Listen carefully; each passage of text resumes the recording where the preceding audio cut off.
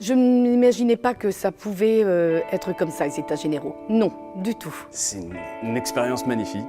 J'ai trouvé ça très enrichissant, sur tous les points.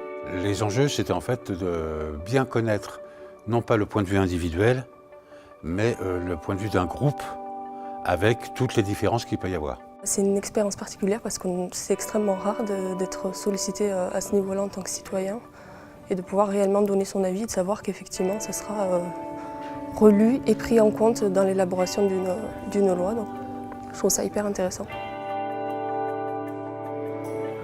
Le groupe, à l'unanimité, alors après quelques discussions quand même, a choisi de se saisir de deux sujets. Le premier, la fin de vie, et notamment de savoir si on doit ou pas autoriser le suicide assisté. Et le second sujet, la génomique, que fait-on du diagnostic génomique préconceptionnel ? J'espère que vous avez amené du Doliprane avec vous, parce que vous allez avoir beaucoup d'informations. Et merci beaucoup à vous tous. La réflexion éthique, c'est un éclairage sur les moyens, les objectifs, les finalités d'une action. Représentez-vous un cadre.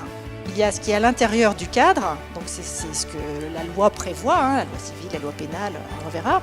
Il y a le cadre, c'est-à-dire jusqu'où on peut aller, et puis il y a le fameux hors cadre. Alors, le donneur d'organes, il y a plusieurs types de donneurs. La richesse des interventions, la diversité surtout, permet d'avoir un avis. Ça nous éclaire sur notre position et ça affine jour après jour notre position. Ce qui est vraiment en jeu, vous êtes passé. Et les gens qui veulent prendre part au débat, il y a un site qui leur donne la possibilité de le faire. Qui est pour la première proposition qui prône une destruction? On a assisté à un week-end riche en discussions, en échanges, en débats. Donc, quelques jolies séances de travail, je crois, qui nous attendent. Alors, qu'est-ce qu'on peut voir sur un cariotype? D'une part, une anomalie de nombre, par exemple une trisomie 21. Et donc, le rapport bénéfice-coût sera au centre des débats. Mais après, c'est vous, chacun d'entre vous, qui serez confronté à ces questions.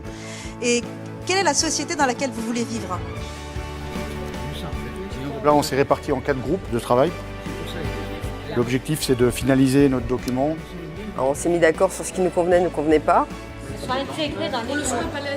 Pour ensuite, lors de notre réunion des 22, faire le point et du coup débattre sur ce qu'on mettait, ce qu'on mettait pas. 4, 5, 6, 7.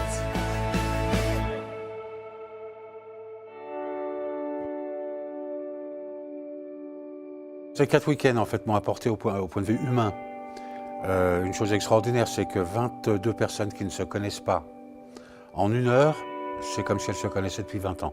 C'est une expérience particulière que je n'ai jamais vécue et je pense que je la revivrai jamais. Et voilà, là, on arrive au bout. Faire partie de ce groupe de comité de citoyens, c'est énorme. En donnant notre point de vue, on montre qu'on est intéressé par la chose et qu'on a envie que la chose bouge. Tout le monde en fait est concerné, donc je trouve ça important de donner la parole aux gens. J'attends de voir la synthèse globale du CCNE et également de voir la future loi qui va arriver.